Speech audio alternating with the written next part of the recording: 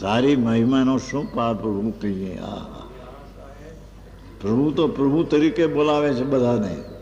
આચાર્યો પણ એમ કે 64 74 ગાથામાં 74 ગાથા છે ને, ભગવાન આત્મા. આનંદ ગુણનો પિંડ છે એટલો ભેદ પણ નહીં. ભેદ પણ સદબુદ્ધ વ્યવહાર નહીમાં જાય છે. એક રૂપ ચૈતન છે, આનંદ ગુણનો પિંડ છે, એક રૂપ છે. એવો જે શુદ્ધ નહીં એટલે એક રૂપને બતાવનારું જે જ્ઞાન, અભેદને બતાવનારું જે જ્ઞાન, તે જ્ઞાનને આ શુદ્ધ નહીં કહેવામાં આવે છે. એ એક જ ભૂતાર છે, એ શુદ્ધ ને એક જ સાચી છે. હા હા છે અંદર છે કે નહીં? 2000 વર્ષ પહેલાની આ ગાથા છે. ટીકા છે 1000 વર્ષ પહેલાની અમૃતચંદ્રાચાર્યની. દરકાર કેદી કરી છે? અરે અનંતકાળ થયો, અનંતકાળથી આથડ્યો વિના ભાન ભગવાન. સેવા નહીં ગુરુ સંતને, સાચા સંત કોને કહીએ, સંકિત કોને કહીએ, સાચા ગુરુ કોને કહીએ, તેની ઓળખાણ વિના જેને તેને સેવ્યા પણ આત્માની સેવનાર સતના સેવનારનું ઓળખાણ કરી નહીં એની, અને એની ઓળખાણ કરી નહીં માટે આત્માની ઓળખાણ એની થાય નહીં. એથી કહે છે કે શુદ્ધ નહીં. જે આત્માને એક રૂપે બતાવનારું અંતર જ્ઞાન તે એક જ સાચું છે.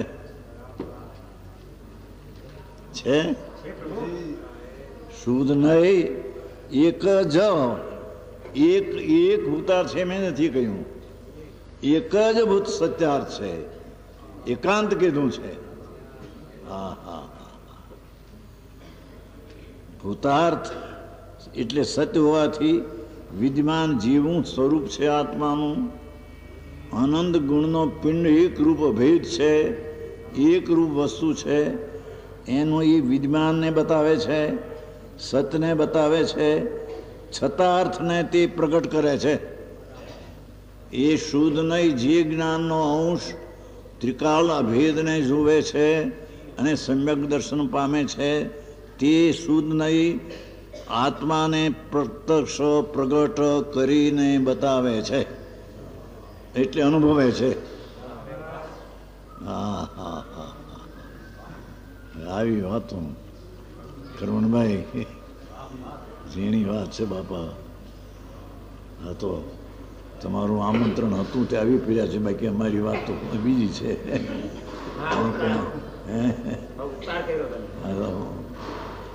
નહીંતર અમે તો ત્યાં કાઠિયાવાડમાં જ રહીએ છીએ. સોનગઢમાં જ 45 વર્ષ કાઢ્યા. 45 વર્ષે આવ્યા હતા ને 45 કાઢ્યા, 90 કાઢ્યા. ત્યાં તો માણસો, હજારો માણસો આવે છે. જંગલમાં કરોડો રૂપિયા નખાઈ ગયા છે. મોટું તીર્થ થઈ ગયું ત્યાં તો. એને લઈને થયું, જવાનું થવાને કાળે થયું છે. 26 લાખનો તો એક મકાન છે પરમાગમ, જેમાં 4.5 લાખ અક્ષર લખ્યા છે. એ 26 લાખનું એક મકાન, તે 6 વર્ષ પહેલાની વાત છે.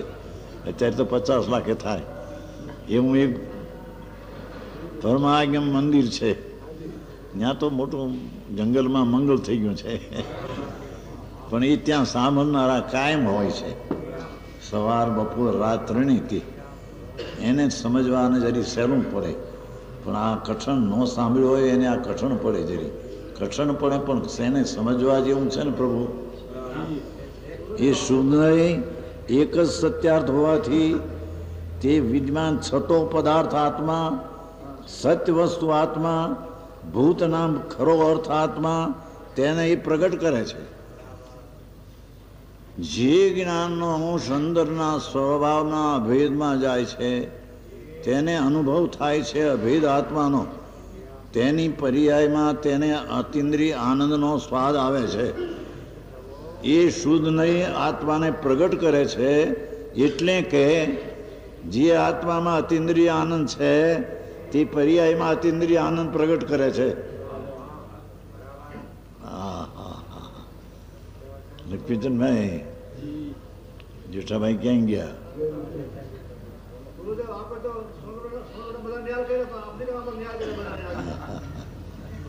આવી વાતો છે પ્રભુ, શું કહીએ? ધીમે ધીમે પ્રભુ સમજવા જેવી વાત છે. ભગવાન બહારની લક્ષ્મી બક્ષ્મી આબરૂ બાબરૂ બધી ધૂળ ધમાહા છે. અહીં તો વ્યવહાર નહીં પણ નિષિદ્ધ છે એની વાત. જે આત્મામાં ભેદ પાડીને સમજાવવું, જ્ઞાનથી આત્મા, એ પણ વ્યવહાર છે. સદભૂતનો ઉપચાર તે પણ નિષેધ છે. હા હા હા હા, એ સત્ય અર્થને બતાવે છે, પ્રગટ કરે છે. પ્રગટ કરે છે એટલે શું? વસ્તુ તો વસ્તુ છે, પણ જે જ્ઞાનનો અંશ અભેદને અનુભવે છે તેને આત્માનો આનંદનો સ્વાદ આવતા આ આત્મા આનંદમય છે એમ આત્મા પ્રગટ થાય છે. હા હા હા હા, આવી વાત છે. આ બે લીટીમાં તો કેટલું ભર્યું છે. આ કંઈ કથા નથી, વાર્તા નથી. આ તો ભગવત સ્વરૂપની અંદર વાત છે પ્રભુ. હા હા, એ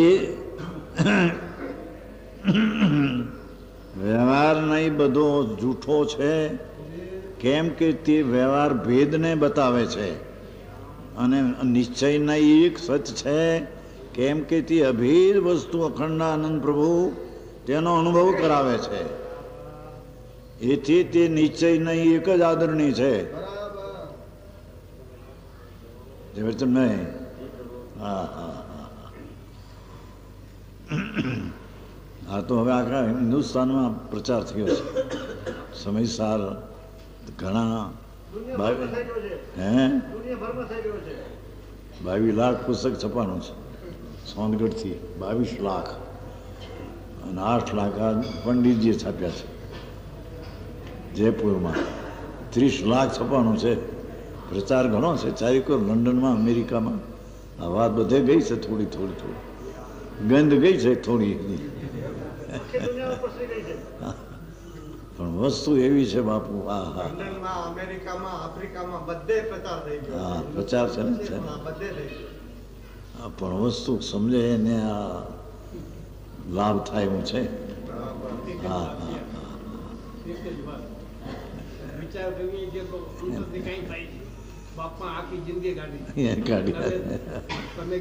વાત સાચી. હા જવાની વાત, વાત સાચી સાચી વાત બાપા. એવું બધું કર્યું છે, ઘણું કર્યું સંસાર. હા હા હા, પણ આ અંદર જે ઉતરવાની ચીજ છે એ કોઈ દી સાંભળી નથી. સાંભળી હોય ત્યારે નકાર કરી નાખ્યો છે કે એ ઝીણું પડે, એ ઝીણું પડે એમ કરીને કાઢી નાખ્યો છે. હા હા હા, બે ન્યાય આપ્યા કે વ્યવહારના 4 પ્રકાર જે છે તે સતને પ્રગટ કરતા નથી, ફક્ત ભેદને પ્રગટ કરે છે. તેથી તે વસ્તુ સ્થિતિ નથી. અને એક નહીં, શુદ્ધ નહીં, સમ્યક જ્ઞાનનો અંશ જે અંતરમાં જાય છે તે એક જ નહીં સત છે કે જે એક નહીં સતને પ્રગટ કરે છે.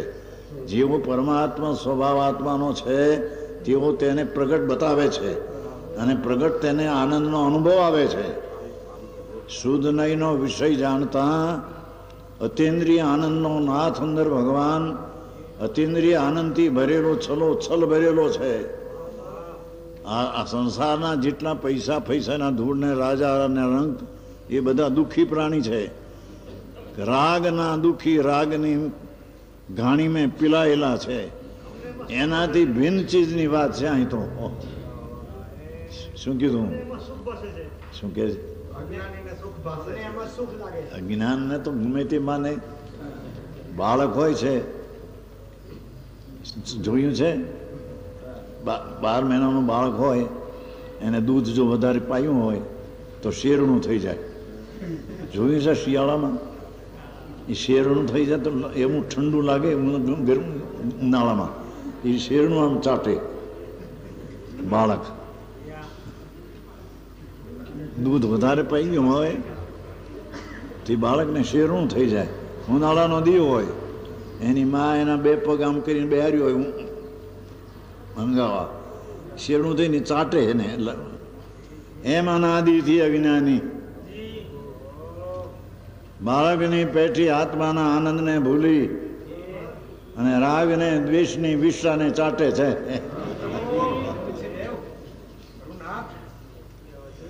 અહીં કઈ કોઈની શરમ બરમ નથી, અહીં કોઈની લાજ નથી. અહીં તો ભગવાન ત્રણલોકનો નાથ જે જગતમાં જાહેર કરે છે ત્યાં જાહેર થાય છે. આડતિયા તરીકે આ વાત આચાર મહારાજ વાત કરે છે.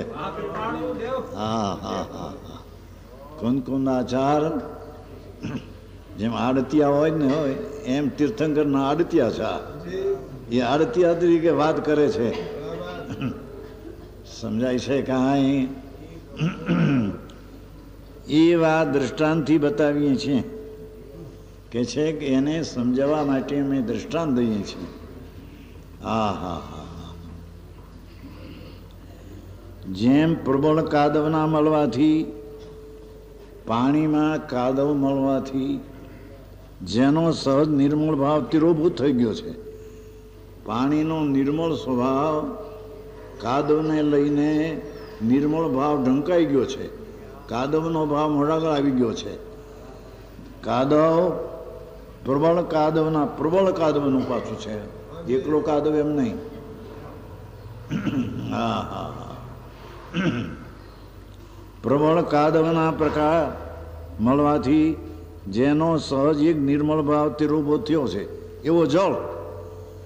પાણીમાં કાદવનો મળવાથી પાણી મેલું દેખાય છે.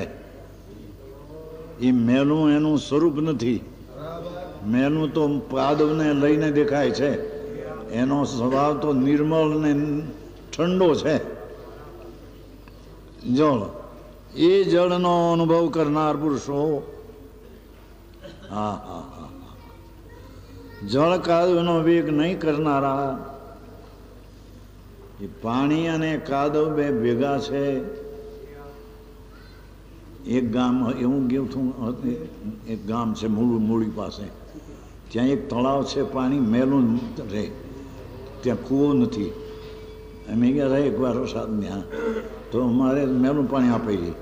મારે મેલું પાણી તો પાણી બધું મેલું હોય, કૂવો નહીં, મેલવાળું પાણી. પછી ઘરે જઈને ઠારે તો થાય ને. એમને એમ જો પીવે, આ અનાદિથી અજ્ઞાની એમને એમ પીવે છે કે છે. અંદર ભગવાન નિર્મળાનંદ જળ પીર્યો છે. આ જળ નિર્મળ છે પણ કાદવને લઈને મેલું દેખાય છે. એમ જળનો અનુભવ કરનાર પુરુષો, જળને કાદવનો વેગ નહીં કરનારા. હા હા હા એ પાણી અને કાદવની જુદાઈને નહીં જાણનારા. ઘણા ટાઈમ લીધું છે, બધાએ તો નહીં. જ્ઞાની તો આત્માનો અનુભવ કરે છે માટે બધાએ નહીં. ઘણા જેવો અજ્ઞાની, હા હા હા લૌકિક જ્ઞાની કાદવ સહિત જળને પીવે છે એમ કે છે. હા હા હા આ તો દ્રષ્ટાંત છે.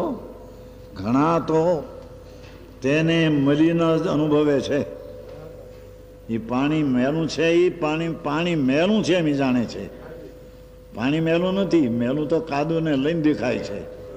હા હા હા હા પણ કેટલાક પોતાના હાથીમાં નાખેલા કનકફળ નિર્મળ ઔષધિ થાય છે.